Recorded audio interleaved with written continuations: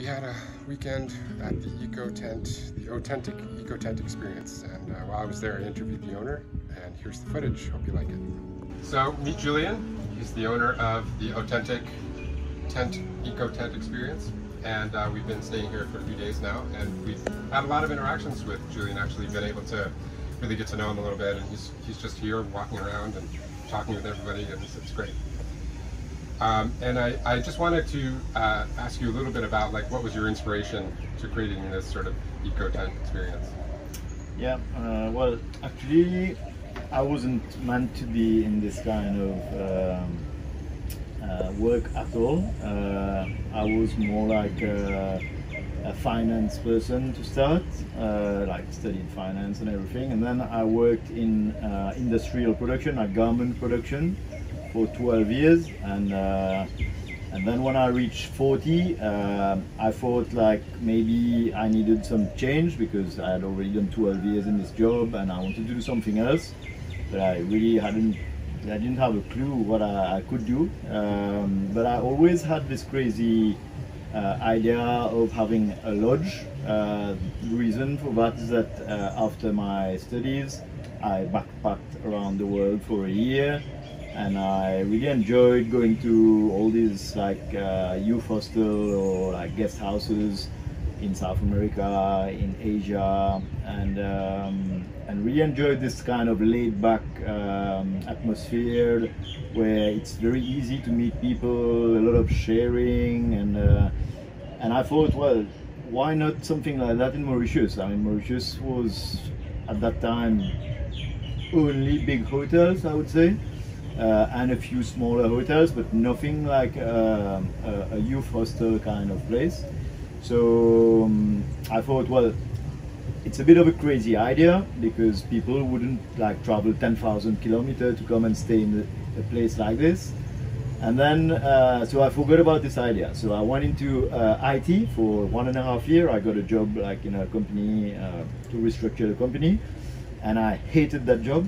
So this made me realize that, okay, for sure it was too short. Yeah, it was time to jump, and I had to try this crazy dream. Yeah. So I gave myself a month basically to find a piece of land, because I didn't have land, to find a landlord that would be prepared to rent her place to me, because I didn't have the cash to buy land. And also, I didn't have that much savings, so I needed to borrow money. But to borrow money, you need to have some shareholders fund, which I didn't have. Okay. So again, I needed the landlord to be part of a project as a shareholder. So I was very lucky to find this landlord who was prepared to rent his land and to put some cash in the project. So with this cash, I went to the bank. I borrowed 2 times more. So again, the bank was very nice to lend me 60% of what we needed, and we started like that with 6 tents. So the idea was really to make, well, first we had to choose the tents, because again, since it's not my land, we had to find some kind of movable structures, so that after 5 or 10 years, when the contract ends, we could move the project and the landlord could get his land back. And we wanted it to be as environmental friendly as possible, because obviously, for obvious reasons. So having little gardens around the tents, the choice of activities also, we wanted to have non-motorized activities. The staff, we wanted all the staff to be from the village, again because we wanted the project to benefit people around the village. So we tried also to source as much as possible all the fruits, the vegetables close by. Local cuisine also, I noticed the cook is cooking all the local immersion foods. Yeah, obviously we wanted to give a taste of the real thing to our guests. I mean, very often you go to a big hotel, they will try to maybe harmonize all the tastes of all the guests. So not too spicy, not too, you know what I mean? So finally the local specialty doesn't taste local anymore. So yeah, this here we wanted to have like the real McCoy, as we say, and then in terms of sharing, also I wanted the stuff.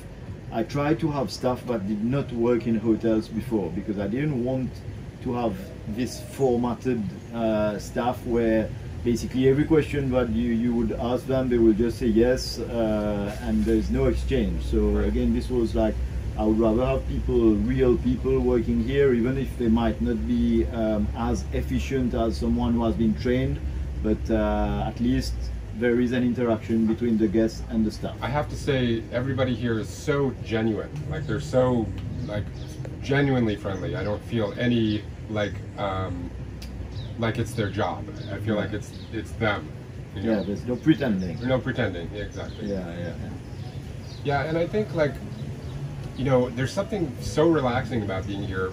And you know, I've stayed in hotels and everything, you know, around the world, and it's something about a place like this. I think a lot of people carry this subconscious anxiety about how we're contributing to the problems of the earth, and you know, you come to a place like this and you experience that people are working towards a better solution, and you're not contributing quite so much, and a piece of me just sort of relaxes in a way that I don't really relax normally in hotels.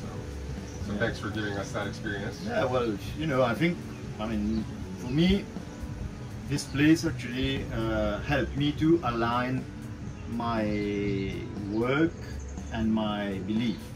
Yeah. So in my day-to-day life, I live exactly the same way. You know, like, obviously we have to eat, we have to drink, and we have to consume the basic things. But I think once you have nature around you and you respect nature, and you don't like have a concentration of, might be whatever, buildings or people or animals or on a Walls. on a piece of land, then it's fine. And we don't have to overconsume. Let's consume what we need, because we all need to live in a certain way, and some people will consume a bit more than the others, but it's okay. It's just that you know, we don't have to be. We have to live with nature, and nature will give us what we need, and that's it. I mean, I think the problem, if we keep watching the media and the news, and we always, the more we watch the media, the more we feel bad about it. But actually the solution is, if everyone tries to find a solution at its own scale and live a reasonable life with nature at its own scale, we will get over this problem, you know? Yeah.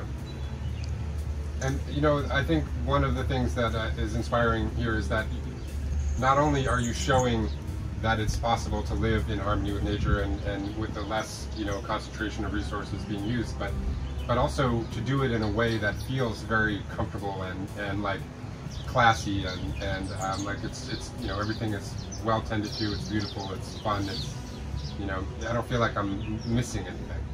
So I think that's pretty important. Thank you for the compliments. Yeah. I'm glad you liked the place. Yeah, thanks for having us. Thank you. So thanks for watching. I hope you enjoyed the interview, and if you get a chance, check it out. It's a great place.